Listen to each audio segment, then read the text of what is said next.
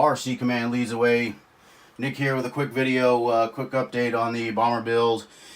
Today we're going to cover the transmission, motor mount, and what we're going to be doing.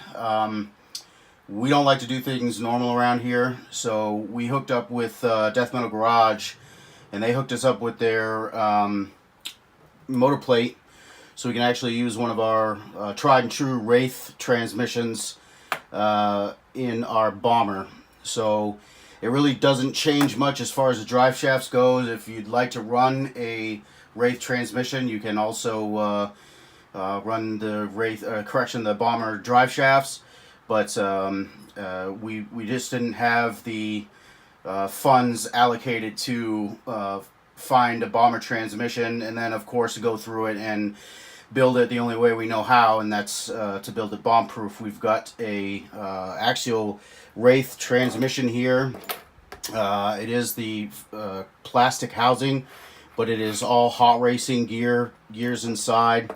It is a 56 tooth spur and an 11 tooth pinion on the motor. That's what we're going to be starting off with, and we did decide to go with a higher ring and pinion 4313 in the housing and the differentials. So that was a change from our Tech Tuesday video, but making progress. We are going to put this transmission mount on here. It's real simple, guys. It's 8 bolts, you know, and big thanks to the guys over at Death Metal Garage. They make great products, and so we'll get this installed and tell you what we think.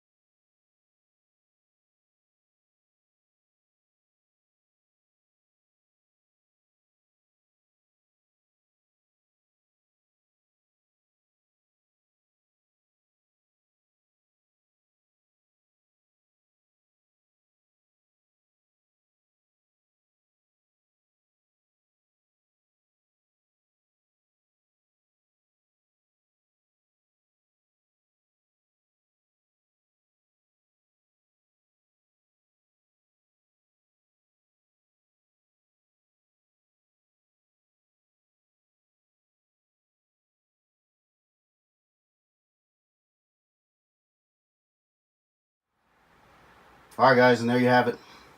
Death Metal Garage Wraith motor plate in our Bomber. And you can see it really isn't going to take away too much from the drive shaft angles. I have enough drive shafts to make both, whether it's Bomber or Wraith, so I'm not really worried about it, or custom.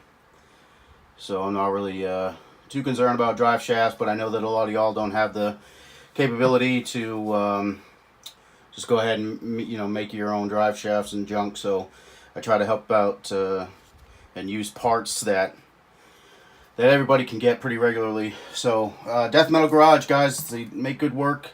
They've always been very ingenuitive as far as custom work goes. Been a fan of theirs for a long time, and this is really the first death metal components that I've used, so I'm pretty happy with it. I'm even more happy that I'm able to use components that I already had, so that's money that stays in the budget for this thing.